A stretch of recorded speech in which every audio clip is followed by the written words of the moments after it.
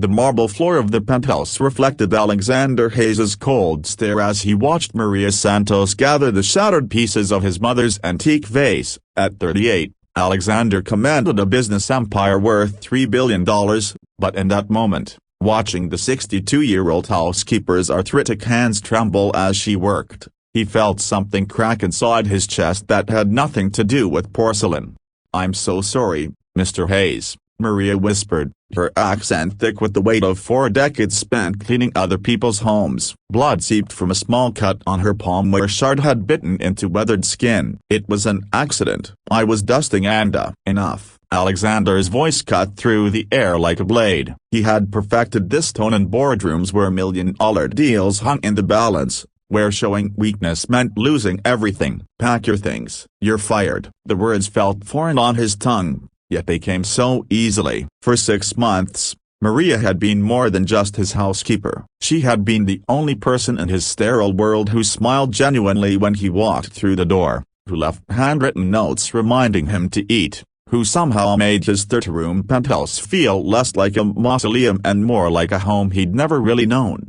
But Alexander Hayes didn't do sentiment. Sentiment was what had destroyed his father's business. Sentiment was what made people weak, exploitable, poor. He had built his fortune by being ruthless, calculating, and emotionally unavailable. One broken vase shouldn't change that, even if it was the last thing his mother had touched before cancer took her 15 years ago. Maria's dark eyes filled with tears, but she didn't argue. She never argued. Instead, she nodded slowly and began to stand, her knees creaking with the effort. "Of course, sir, I understand." As she disappeared into the service quarters to collect her belongings, Alexander turned to face the floor-to-ceiling windows that offered a breathtaking view of Manhattan. The city sprawled below him like a conquered kingdom, its lights twinkling in the twilight. He owned pieces of Ida office buildings, luxury hotels, entire city blocks, but looking at it now, he felt nothing but an overwhelming emptiness.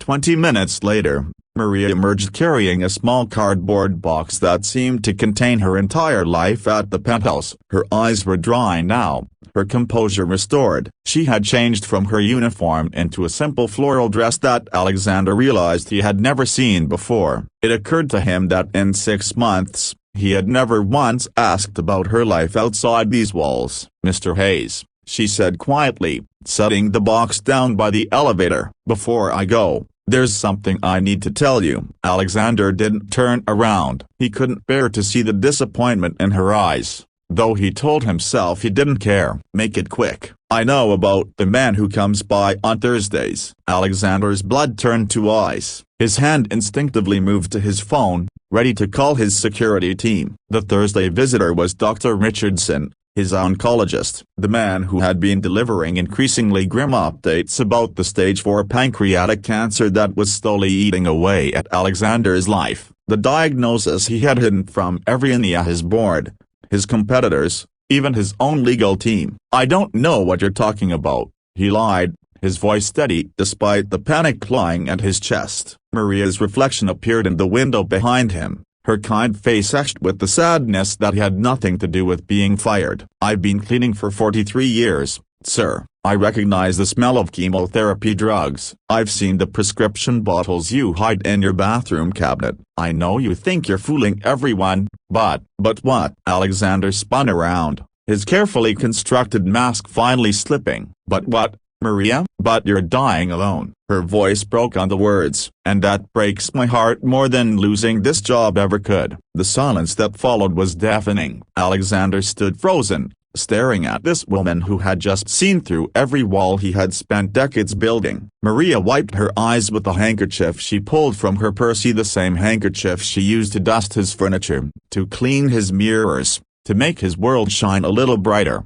"You want to know the truth?" Maria continued, her voice growing stronger. "I didn't break that vase by accident. I've been dusting it every Tuesday for 6 months without so much as a fingerprint on it. But today, when I saw you throw away that letter from the children's hospital, the one asking for a donation, I watched you toss it in the trash like it was nothing, like those sick babies were nothing." Alexander's throat constricted. The letter. He had forgotten about it entirely. had dismissed it as just another charity looking for a handout. He received hundreds of such requests every month. "I broke that vase on purpose," Maria confessed, tears streaming down her cheeks, "because I hoped that maybe if I gave you a reason to fire me, you'd finally feel something real. That maybe you'd remember what it was like to lose something precious." "Your mother loved that vase because it reminded her of her grandmother, didn't it?" "She told me that story once, about how they used to fill it with wildflowers from their garden in Puerto Rico." Alexander's vision blurred. His mother had never told him that story. In fact,